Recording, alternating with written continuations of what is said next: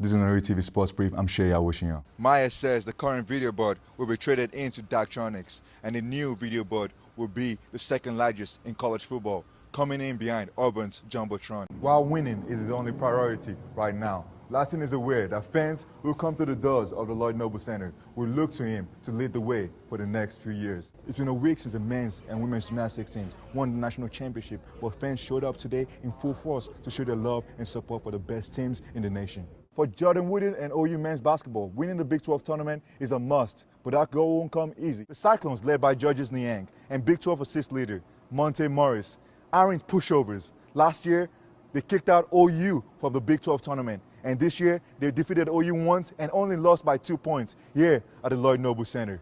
With these two national championships, the OU gymnastics program now has 12 combined national championships. That is the most of any college in the nation. The last time the Cyclones played here at the Lloyd Noble Center, OU survived with a 2-point victory. From cute little girls taking pictures to former football star Eric Striker replacing his pads with a suit to show his support, an historic moment in OU history was celebrated at the Memorial Union. For the first time in the history of the NCAA, a men's gymnastics team and a women's gymnastics team have won the national titles on the same day. In addition to Boren, two OU gymnastic legends came out to show their support. For this program, it's incredible, not only the men's but the women's side both, coming away with a championship win the same night. It's like they said, it's just history. This is not just like great college gymnastics. These are some of the best athletes in the world. So I think that's what's important to know also. It's not just like they're good for college. These guys are among the best on the planet. While they add mostly positive remarks about the gymnastic program, Connor and Dustin say there's still one issue that the department must fix. If you can't get attention now when you're the #1 program in the country, you can't get it. The attendance, really having more fans. I think that's what we need to improve on. Not only the gymnastics side of marketing and getting out to the fans, but also the fans, taking advantage of coming to watch these amazing, not only athletes, but programs, both of them, men's and women. Kadim Latin has been big for OU this season. Sooner fans remember his tip-in against West Virginia.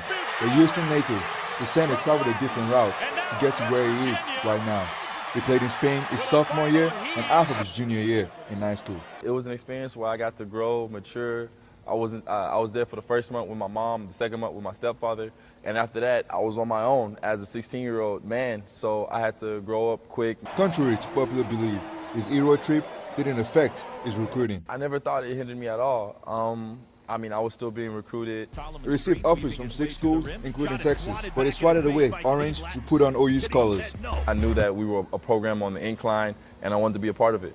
He's been more than a part of the team this season, leading one of the top teams in the nation in blocks. He has also gained Lon Kruger's respect. He's a good guy that loves to play, a lot of energy, tremendous upside, potential-wise, and he's going to become an even better player.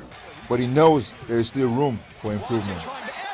My offensive game is coming along where coaches always finding ways for me to get touches in the post, where I'm most efficient at, and it's a nice process so far. I feel like in basketball, if you're not growing, then there's no point in playing. So each year I want to get better. This year I got better than last year, and hopefully next year I'll be better than this year.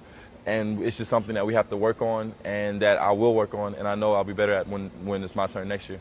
By his turn, it means next season when Buddy Hield, Ryan Spangler, and Isaiah Cousins are gone, and he could be playing in multiple positions. His frame is such that he's a natural power forward size, and yet his shot blocking ability, he's good in that low post too. But when it's all said and done, Latin doesn't think too far ahead and wants just one thing. I want to win. That's really as far as I've gotten. And this year is definitely a year that I know we can make a deep run and we can take care of a lot of business. So I'm putting it all in this year. Strikeout after strikeout after strikeout. That was the story of the game until this happened. OU was lucky to walk away with a 1-0 win. Hey, we caught a break tonight. Sooners relied on great defense and the pitching of Chris Andrizos. And Andrizos for us was awesome as a freshman, just strike throw machine. He's been unbelievable all year. He's been consistent. He throws strikes, works ahead, works with energy. It's really easy to play behind him whenever he just goes out there and pounds his zone. The freshman didn't give up a run till the 7th inning, and West Virginia's pitcher, Chad Donato, also showed out. He's one of my favorite players in the league, man. That kid's an animal of a competitor. Alex White scored the game-winning run and said the final play was executed as planned. He just thought they weren't honoring it too much and getting to the middle of the field, so he thought we should give it a try, get in scoring position. It worked out. With the win, the Sooners end a 4-game losing streak and are now 5-8 in Big 12 action. They're back in action tomorrow against West Virginia here at the L. Dale Mitchell Park. Shay Awosiyan or United Sports. This is what the scoreboard will look like. Bigger, brighter, and louder than anything Sooner fans have ever seen before. That's the promise of OU's new $5 million Jumbotron. You know, the board we have now is, I think it's 32 foot high by 165 wide.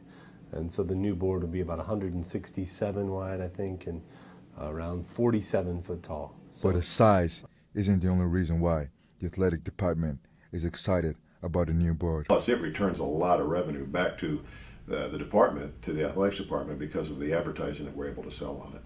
the new board will be a tighter pixel pitch. So on the tighter the pitch of the pixels are together, the better resolution you have. So it'll be a little bit tighter. So the board we have now is a 15 millimeter. We'll go to a 13 millimeter next year.